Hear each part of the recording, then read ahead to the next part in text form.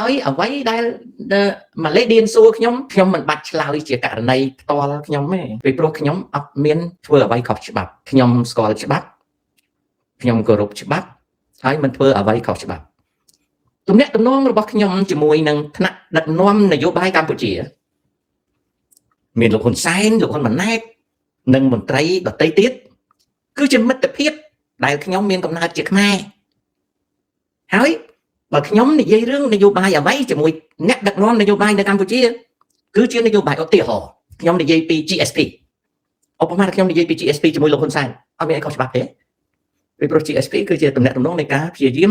ពន្យល់ឬក៏ជួយផ្ដល់យោបល់ដល់លោកហ៊ុនសែនក្នុងការធ្វើយ៉ាងម៉េចឲ្យប្រទេសកម្ពុជាអាចមានការទទួលរំលោះពន្ធនាំចូលអាមេរិកដូចជាការនិយាយពី EBA បើខ្ញុំជាសញ្ជាតិតារាងវាអត់មានខុសច្បាប់ទេតែគ្រាន់តែពិភាក្សារឿង EBA ក្នុងនាមជាពលរដ្ឋតារាងជាមួយនឹងលោកហ៊ុនសែនបើខ្ញុំនិយាយអំពីចំនួនទឹកដីរវាងថៃនិងកម្ពុជាដែលខ្ញុំមានសិទ្ធិកាន់ជើងខ្មែរដែលជាស្រុកកំណើតរបស់ខ្ញុំនិយាយអំពីអង្គើឈ្លានពានរបស់ថៃជាមួយលោកហ៊ុនសែនលោកហ៊ុនម៉ាណែតឬមន្ត្រីកម្ពុជាហើយផ្ដល់យោបល់ឲ្យត្រៀមលក្ខណៈដើម្បីទប់ទល់នឹងអង្គើឈ្លានពានរបស់សៀមថៃអត់មានអីខុសច្បាប់ទេពីព្រោះសៀមថៃឈ្លានពានស្រុកខ្ញុំស្រុកកំណើតខ្ញុំណាមិនមែនអាមេរិកទៅឈ្លានពានស្រុកកំណើតខ្ញុំទេបើអាមេរិកគាត់ទៅឈ្លានពានស្រុកកំណើតខ្ញុំហើយខ្ញុំទៅកាន់ជើងរដ្ឋាភិបាលកម្ពុជាអានោះខ្ញុំផ្ទុយពីផលប្រយោជន៍របស់សញ្ជាតិខ្ញុំអាចខុសច្បាប់តែបើខ្ញុំគ្រាន់តែអាណិតអាសូរប្រទេសកំណើតខ្ញុំអត់ខុសច្បាប់ទេណាអានោះអញ្ចឹងហើយបើខ្ញុំនិយាយពីឧទាហរណ៍ថានៅប្រទេសកម្ពុជាមានបញ្ហាក្មេងទំនើងហើយខ្ញុំបញ្ចេញយោបល់ដោយសេចក្តីស្នើពីលោកហ៊ុនម៉ាណែតឧទាហរណ៍ទេណាគាត់មិនដែរនិយាយមកខ្ញុំផងតែឧបមាថាគាត់ស្នើពីលោកហ៊ុនម៉ាណែតគាត់ស្នើថាឥឡូវហ្នឹងពូមានកំណត់យ៉ាងណារឿងក្មេងពើហ្នឹងក្មេងទំនើងហ្នឹងខ្ញុំបញ្ចេញយោបល់ថាសពគេធ្វើចេះមួយណាអានេះចំណុចកខកខងចំណុច A B C D A B C D 1 2 3គេធ្វើចេះកូរ៉េគេដោះស្រាយក្មេងទំនើងចេះសិង្ហបុរីគេដោះស្រាយក្មេងទំនើងចេះអាមេរិកគេដោះស្រាយក្មេងទំនើងចេះខ្ញុំឲ្យឧទាហរណ៍ហើយខ្ញុំបញ្ចេញមតិផ្ទាល់ខ្លួនថាដោះស្រាយចេះហើយស្រាប់តែលោកហ៊ុនម៉ាណែតហ្នឹងគាត់ពេញចិត្តយកមតិខ្ញុំហ្នឹងទៅបង្កើតជានយោបាយដើម្បីគ្រប់គ្រងនិងកាត់បន្ថយក្មេងទំនើងនៅកម្ពុជាហើយក្មេងទំនើងហ្នឹងគេដឹងថាខ្ញុំហ្នឹងផ្ដល់យោបល់ឲ្យនាយករដ្ឋមន្ត្រីហ៊ុនម៉ាណែតហើយគេប្តឹងខ្ញុំគេថាខ្ញុំហ្នឹងលោកទៅធ្វើបាបគេខ្ញុំអត់បានទៅធ្វើបាបគេទេខ្ញុំអត់មានបានទៅធ្វើបាបគេទេខ្ញុំផ្ដល់មតិដែលតាក់ទងណាខ្ញុំផ្ដល់មតិដែលតាក់ទងអំពីវិធីដើម្បីគ្រប់គ្រងនិងកាត់បន្ថយក្មេងទំនើងខ្ញុំមានខុសអីណាឧបមាថាខ្ញុំហ្នឹងទៅបញ្ចេញយោបល់ថាគួរចាប់អានេះគួរដាក់គុកអានោះអាហ្នឹងបើអាមេរិកយល់ឃើញថាខ្ញុំខុសច្បាប់អាហ្នឹងចោទប្រកាន់ខ្ញុំបានពីព្រោះខ្ញុំទៅខុបខិតជាមួយនឹងរដ្ឋាភិបាលកម្ពុជាទៅចាប់គេចាប់ឯងអូខេណាវិឆ័យយុទ្ធរឿងធ្វើកន្ធោខ្ញុំអត់ប្រកែកទេមានបញ្ហាទេ MD វិឆ័យយុទ្ធណារឿងធ្វើកន្ធោខ្ញុំអត់មានបញ្ហាទេបើលោកឯងមានបញ្ហាមកធ្វើកន្ធោជាមួយខ្ញុំទៅណាលោកឯងអត់ហ៊ានដាក់អត្តសញ្ញាណត្រឹមត្រូវទេសូម្បីតែឈ្មោះអត់ពិតប្រាកដផងណាបើលោកឯងចង់មកធ្វើកន្ធោជាមួយខ្ញុំមានថៃណាប៉ុន្តែឧបមាថាខ្ញុំធ្វើកន្ធោវាលោកឯងអត់មានសិទ្ធអីមកកែខ្ញុំបានទេទីមួយគ្មានសិទ្ធកែខ្ញុំទេលោកឯងតេះឌីលខ្ញុំបានលោកឯងគ្មានសិទ្ធកែខ្ញុំទេលោកឯងអត់មានអធិបុលលើខ្ញុំទេឬមួយលោកឯងចំណែងចង់ធ្វើកថាឬក៏ពួកលោកឯងឃើញម៉ែនកំសែងទៅស្រុកខ្មែរចង់ខ្លាចចំណែងមួយម៉ែនកំសែងហើយលោកឯងកំពុងតែលមូលពោះចំណែងនឹងខ្ញុំគួរខ្មាស់ខ្លួនឯងដែលលោកឯងចំណែងនឹងខ្ញុំខ្ញុំនិយាយខុសទៅលោកឯងចំណែងខ្ញុំដឹងលោកឯងចំណែងនឹងម៉ែនកំសែងទៅស្រុកខ្មែរលោកឯងចំណែងនឹងខ្ញុំដឹងបើលោកឯងចង់ធ្វើកថាខ្ញុំមានតែគាត់ណាទៅណាឥឡូវត្រឡប់មកម៉ាឡេឌៀនវិញណា ok អញ្ចឹងបើសិនណាជាសួររឿងហ្នឹងខ្ញុំឆ្លើយប៉ុណ្ណឹងណាកូនណាអូខេខ្ញុំស្គាល់ច្បាប់ខ្ញុំគោរពច្បាប់កាលណាស្គាល់ច្បាប់ខ្ញុំគោរពច្បាប់ហើយការគោរពច្បាប់របស់ខ្ញុំហ្នឹងគឺខ្ញុំតែងតែមានសតិប្បដ្ឋានស្អីទៅសតិប្បដ្ឋានគឺខ្ញុំតែងតែយកចិត្តទុកដាក់យល់ដឹងយកចិត្តទុកដាក់យល់ដឹងហើយនឹងតែងតែអាប់ដេតខ្លួនខ្ញុំអំពីច្បាប់បាទណាឧទាហរណ៍តែខ្ញុំទៅគប់ខិតជាមួយអ្នកណាឲ្យទៅវាយដំច្រំធាក់ទៅទុកបុកម្នេញចាប់ចងដាក់គុកឬក៏បង្កើតការជិះជាន់អាហ្នឹងអាចប្រទេសខ្ញុំសហរដ្ឋអាមេរិកដែលខ្ញុំកាន់សញ្ជាតិហ្នឹងអាចចោទប្រកាន់ខ្ញុំបានហើយបើសិនជាខ្ញុំទៅតាក់ទងជាមួយអ្នកណាដែលសហរដ្ឋអាមេរិកចាត់ទុកថាជារបបភាវកម្មរបបបល័យពូជសាសន៍របបអក្រិតកម្មអាហ្នឹងខ្ញុំខុសហើយបើខ្ញុំទៅតាក់ទងជាមួយប្រទេសណាដែលស្ថិតនៅក្នុង embargo ដង្កៀបនយោបាយសេដ្ឋកិច្ចហិរញ្ញវត្ថុឬក៏ដង្កៀបអន្តោប្រវេសន៍ដោយគុយបាជនជាតិគុយបាពួកគុយបាដែលកាន់សញ្ជាតិអាមេរិកអត់អាចទៅប្រទេសគុយបាបានទេខុសច្បាប់សូម្បីតែផ្ញើលុយទៅគុយបាក៏ខុសច្បាប់ដែរដោយសារវាមាន embargo ចុះប្រទេសកម្ពុជាមានចំណងមេត្រីភាពការទូតជាមួយសហរដ្ឋអាមេរិកហើយមិនមែនការទូតមួយចំហៀងទេការទូតពេញលេញរដ្ឋាភិបាលកម្ពុជានិងរដ្ឋាភិបាលសហរដ្ឋអាមេរិកមាន exchanges មានទាំងទាហានមករៀននៅស្រុកអាមេរិកទៀតមាន student exchange ទៀតមាន trade relationship មាន immigration relationship មាន tourist relationship all kind of relationship មានកម្ពុជាមិនមែនស្ថិតនៅក្នុង embargo ទេណាគ្មានការហាមឃាត់មិនឲ្យជនជាតិអាមេរិកទៅលេងកម្ពុជាទេពួកអាកុលអាស័យទេនឹង$23ឯឆ្កាច់កណ្ដឹងស្ញួយទេហើយដូច MD វិឆ័យយុទ្ធអីបត្តរៈណាតប៉ែឆ្កោកទេដែលចំណែនចង់មកធ្វើកថានោះមិនដែរ MD វិឆ័យយុទ្ធឈ្មោះខ្លាំងខ្លាយទេណាដាក់ឈ្មោះអញ្ចឹងណា MD វិឆ័យយុទ្ធក្បាលអាចចាត់តោឈ្មោះខ្លាំងខ្លាយគ្មានហ៊ានទេបើលោកឯងវាមានសញ្ញាណត្រឹមត្រូវលោកឯងនិយាយដូចខ្ញុំអញ្ចឹងលោកឯងតេះដៀលខ្ញុំបានព្រោះលោកឯងជាជនអនាមិកហើយខ្ញុំអត់ចាប់អារម្មណ៍នឹងការតេះដៀលខ្ញុំពីមាត់អនាមិកទេវាតាច់ជាងឆ្កែខ្ញុំទៀតឆ្កែខ្ញុំដឹងថាវាសត្វទៅហើយលោកឯងនឹងស្អី MD វាយចយុទ្ធក្បាលអាចចិត្តតោអី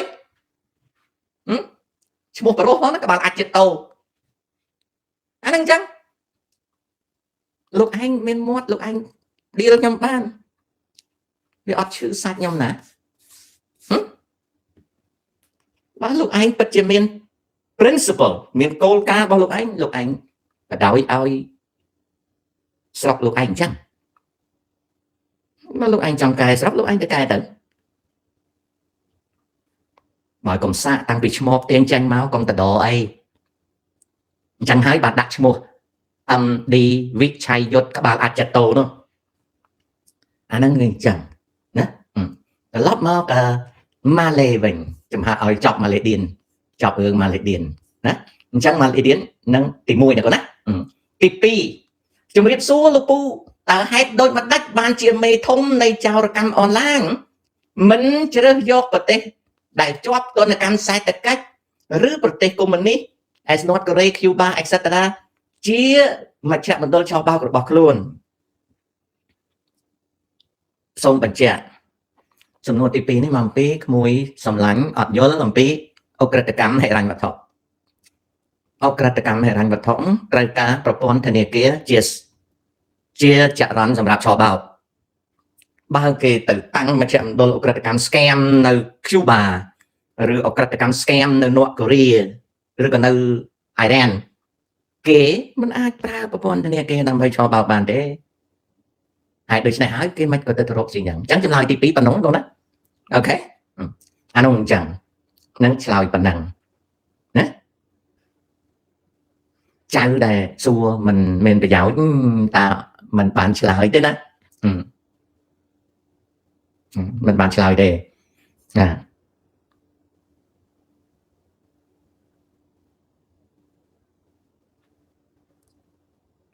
cáchសហការនោះ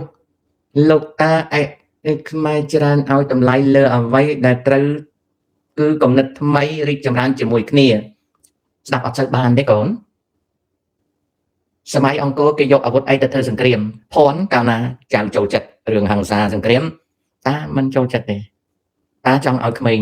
រៀនបើយើងទៅបម្រើកងទ័ពពាក់ឯកសណ្ឋានយើងត្រូវចូលសាលាពីម្សិលមិញមានចៅនិយាយរឿងក្របនុយក្លេអីតាប្រាប់ថាសត្វតែជាមនុស្សដែលមិនល្អបើភ័ណ្ឌឯងចូលចិត្តដឹងអារឿងមិនល្អសំបីតែនិយាយពីរឿងអាវុធសម័យអង្គរបើពិតជាចង់សិក្សាពីសព្វវុធយុទ្ធឧបករណ៍សម័យអង្គរនៅចងងនឹងមុខគឺចៅត្រូវចំណាយពេលយ៉ាងតិច3ឆ្នាំទៅតិចដងមានពេលទៅមើលអង្គរធំហើយផ្ដិតយករូបនៅអង្គរធំហ្នឹងតាមកញ្ចក់កាមេរ៉ាហើយយកមកគូឬក៏យកមក inscribe វាទៅជា drawing ហើយចងក្រងជាសភៅមួយហៅថាសតិអនុក្រមស្ដីអំពីសាស្ត្រាវុធខ្មែរអង្គរខ្ញុំមានសភៅមួយមិនច្រើនទេតែសាស្ត្រាវុធដែលខ្មែរប្រើនៅអង្គរមានប្រហែល 60% ជាសភៅហ្មងខ្ញុំមានចៅទៅធ្វើទៅណាអាហ្នឹងអញ្ចឹងអាហ្នឹងខ្លួនឯងជាមនុស្សសិក្សាអូខេខ្ញុំចង់ប្រែក្លាយប្រទេសខ្មែរឲ្យក្លាយជាប្រទេសស្វីដិនយើងអាចចង់បានគ្រប់តែគ្នាខ្ញុំចង់ឲ្យប្រទេសអាមេរិកខ្ញុំក្លាយទៅជាប្រទេសមួយធំជាងបច្ចុប្បន្ន 10000 ដងតែជាសុបិនដែលមិនអាចក្លាយទៅជាការពិតណាអានោះវាអញ្ចឹងទេអូខេងាកមកខ្វេះបន្តិចងាកមកខ្វេះបន្តិចលោកតាតើសហរដ្ឋអាមេរិកឥឡូវរបស់របរឡើងថ្លៃឬចុះថោកឡើងថ្លៃខ្លាំងណាស់កូនឡើងថ្លៃណាស់លោកតាធ្វើម៉េចកុំឲ្យភ័យឆ្លើយអត់រួចអត់ចេះ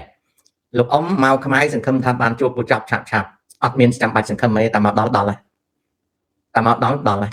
មកដល់មិនខ្វះកិច្ចការធ្វើទេដំបូងគឺទៅជួបអាចនៅវាលស្រែសិនក្រោយមករកកន្លែងណាមួយដើម្បីដើរទៅស្ដាប់អង្កែបស្រូវ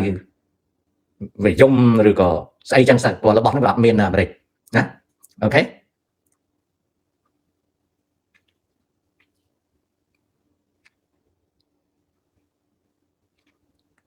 អូល្បីណាស់តើយកធ្វើ BA យកប៉ុន្មានមិនថ្លៃទេបើចង់ធ្វើ BA មួយខែត្រឹម 10000 បានទេ10000 ដុល្លារមួយខែណា10000 ដុល្លារមួយខែណាជួយធ្វើឲ្យបាន10000 ដុល្លារមួយខែព្រោះកាត់បងពុនបងអីហើយបានតែប្រហែល 5000 ជាងព្រោះចំណូលហ្នឹងត្រូវឆ្លងមកអាមេរិកហើយខ្ញុំត្រូវបងពុនណាបងអូខេ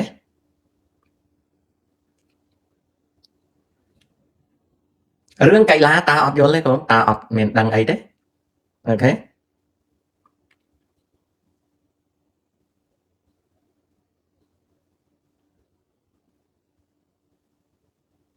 ឃើញម្នាក់ឈ្មោះ MD វច្ឆ័យយុទ្ធក្បាលអាចចិត្តតោដល់ពេលខ្ញុំនិយាយទៅឆ្លើយអត់រួចទេឃើញក្បាលអាចចិត្តតោឆ្លើយមិនរួចទេឆ្លើយរួចទេណាឆ្លើយរួចទេឲ្យក្រុមដើមអាស័យហើយអង្គុលអាស័យ23 ដុល្លារអាចឆ្កែមកឆ្លើយខ្ញុំឆ្លើយរួចទេណាអូខេសានស៊ីណូពូនិយាយល្អហើយតែកុំអសរោះបន្តិចល្អអសរោះមានន័យថាអត់រសជាតិតែសម្ដីពូប្រកបដោយរសជាតិគ្រាន់តែសម្លពូក្មួយអត់ចូលចិត្តមិនមែនអត់អសរោះទេអសក់មានន័យថាមិនឆ្ងាញ់មិនមានរសជាតិ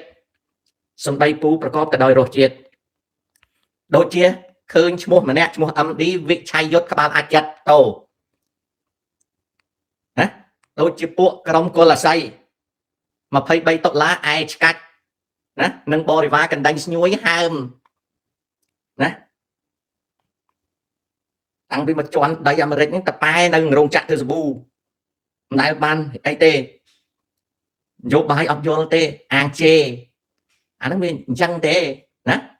អូខេហើយចំណែករឿងអីណាលើកតម្កើងពូអីមួយរូបក្នុងចំណោមអ្នកមានចំណេះអីសម្រាប់ជួនណាតលោកធ្វើវចនានុក្រមមានពេលអស់ហ្នឹងអញ្ចឹងបើសិនណាជាពូនឹងវាអត់ថ្លៃធ្នូសម្រាប់ជួនណាតក៏លោកមិនក៏ទៅជាអ្នកប្រាជ្ញកើតបើលោកធ្វើវចនានុក្រមមានពេលហ្នឹងអញ្ចឹងវាជារសជាតិដែលក្មួយចង់ទេយល់ល្អកុំមើលទៅចប់ហើយណាស៊ីណូកុំចំណាយពេលមើលពូទៅចប់ហើយ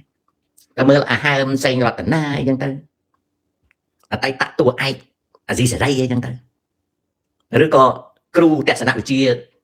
សុនដារាអីចឹងទៅណាអាហ្នឹងចឹងហើយពូអត់មានខឹងសម្បាអីទេនឹងប្រាប់ត្រង់ដូចជាមាននាងម្នាក់គេថាសម្ដីវាអត់មានសំរុំជាអ្នកចេះដឹងខ្ញុំក៏អត់មានឆ្លើយអីដែរធ្វើមិនគ្នាអត់ចូលចិត្តសម្លខ្ញុំមិនមែនថាចេញសក់ស្លមួយឆ្នាំគេចូលចិត្តរហូតណាកូនអាហ្នឹងអញ្ចឹងតាអូខេ